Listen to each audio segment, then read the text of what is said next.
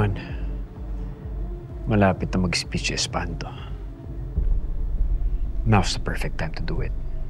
Mayor, kanina ko pa hindi makontak yung tao ko. Anong ibig mong sabihin? Nasaan siya? Umalis ba siya? Hindi aalis yun eh. Akala ko ba maayos yung kinuha mo? Palpak naman yung tao mo eh. Mayor. Sige. Ayusin mo na lang yan, ha? Balita mo ako. Is everything okay? Sino naman yung palpak mong kausap? Wala, General. It's just my new staff. I'm sorry you had to hear that. I'm just very frustrated. It's okay. That's normal. You know, if I were you, let your staff figure it out himself. You should be enjoying the night. Thank you for that, General. You know, you should be enjoying your night also. Definitely. Alam mo, kausap ko yung girlfriend mo kanina eh. Oh, I'm sorry. Ex mo pala. Bakit mo naman pinabayaan mangyari yun? Mind you, biyudo ko. At mayaman.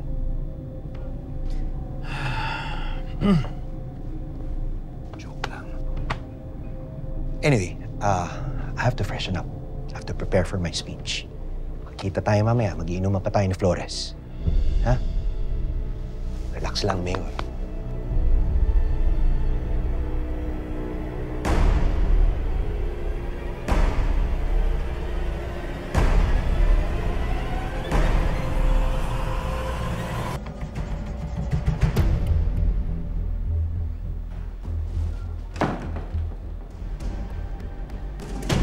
Ikaw yun! Ikaw yun, di ba? May kausap ka sa phone kanina. Yung ate mo, nagre-report ka sa kanya na nailagay mo na yung bomba. Amin ka. Narinig ko kanina, may kausap ka sa phone. Nagre-report ka sa ate mo na naitanim mo na yung bomba. Saan yun nilagay? Sir, uy! Saan yun tinanim yung bomba? Tonyo, tama na yan. Ano ba? Ano ba nangyayari dito? May narinig ako kanina, babaeng may kausap sa phone. Nagre-report siya sa ate niya na naitanim niya na yung bomba. Sigurado akong siya yun. Sir, that's a serious accusation. Hindi ko po magagawa yun. Hindi, narinig kita kanina eh. Kausap mo yung ate mo. Ano ba? Bitawan mo nga siya. Tama na yan. Tama na yan. Saan mo nilagay yung bomba? Tumigil ka. Turo mo na. Saan mo nilagay? Ano ba? Bitawan mo nga Turo siya. mo na. Hoy! Sabihin mo Ano na, saan yung bomba? ginagawa mo sa kapatid ko? Bakit mo hinaharas? Ikaw? Ikaw yung ate niya? Oo, bakit? Saan nyo nilagay yung bomba? Ha? Tonyo, Saan nyo nilagay? Tumiko. Tama na yan. Tama si Jared. Lasing ka nga. Oo, nakainom ako, pero sigurado ako dun sa narinig ko. Paano ka nakakasiguro? May ebidensya ka? Teka, bakit pa sila yung kinakampihan mo? I'm trying to save people here! Lasing ka na nga talaga. Nag-i-English ka eh. Hindi ako lasing. Sigurado ako dun sa narinig ko. Kinausap niyo yung ate niya, nagre-report siya na naitanim niya na yung bomba. Saan niyo nilagay yung bomba? Bakit naman namin gagawin yun? Caterers kami dito. Gugustuhin ba namin mamatay kasama yung mga tao namin dito? Sir, kayo yung pulis dito. But obviously, you're not acting like one. Sa totoo lang, pwede ka nga namin ireklamo sa ginawa mo sa kapatid ko. Huwag niyo akong babalik-tarin, ha? Sigurado ako doon sa narinig ko. Saan niyo nilagay yung bomba? Oh my God. Tonyo, pasensya na ho. Sige ho, ako na hong bahala dito. Tara nga, Trisha. Teka, sandali. Bumalik kayo dito! Tonyo, ano ka ba? Kung may issue ka sa akin, hindi mo kailangan gumawa ng eksena at mag-imbento na may bomba dito para magpapansin sa akin. Hindi ako nagpapapansin sa'yo. At hindi personal to. Oo, masakit na makita ka kasama ni Jared. Pero labas siya dito. Ngayon, kung gusto mo talaga siya, edi sige, go! Pero sigurado talaga ako dun sa narinig ko. Bahala ka na nga. Jared, dali ka na.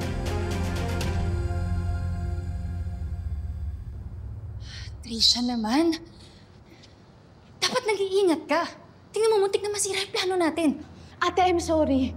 Nakatago talaga ako nung tinawagan kita. Hindi ko alam na nandun si Lieutenant Conde. Alam mo, buti na lang lasing yung pulis na yun. Kaya kahit yung mga kasama niya, hindi naniwala sa kanya. Pero ang mahirap dyan, may idea na sila na pwedeng may bomba. Anong gagawin natin?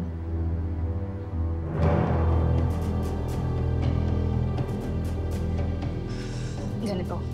Magligpit ka na. Tapos yung ibang staff natin, pauwiin mo na sila. Kailangan na natin iset yung timer. Okay? Go!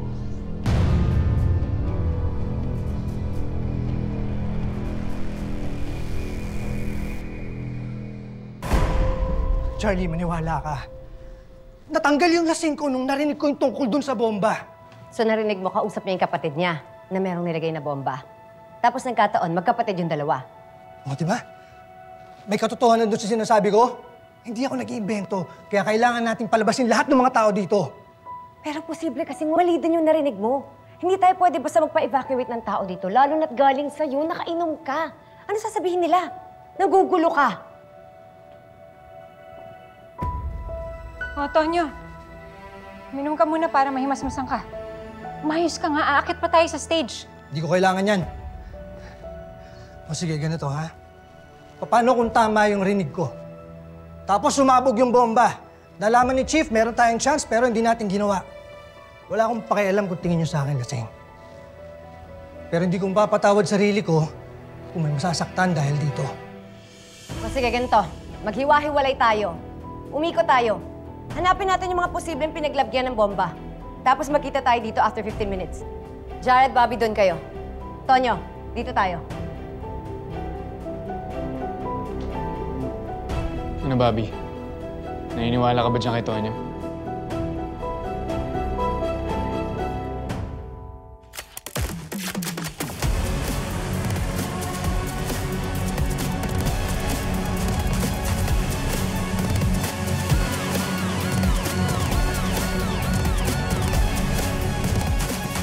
Nalalapit na yung kamatayan niya, Titch. May gaganti na natin si Daddy. Sa lakas ng bomba na yon, mamamatay pa rin siya. Kasama lahat ng pulis sa loob. Sir, may problema tayo. Ano? May nagplanta ng bomba dito sa venue. Pakiusap po sa lahat, kailangan natin lumabas ng venue na mabilis. Meron pong emergency situation dito sa loob. Men, secure all the guests! Walang aalis!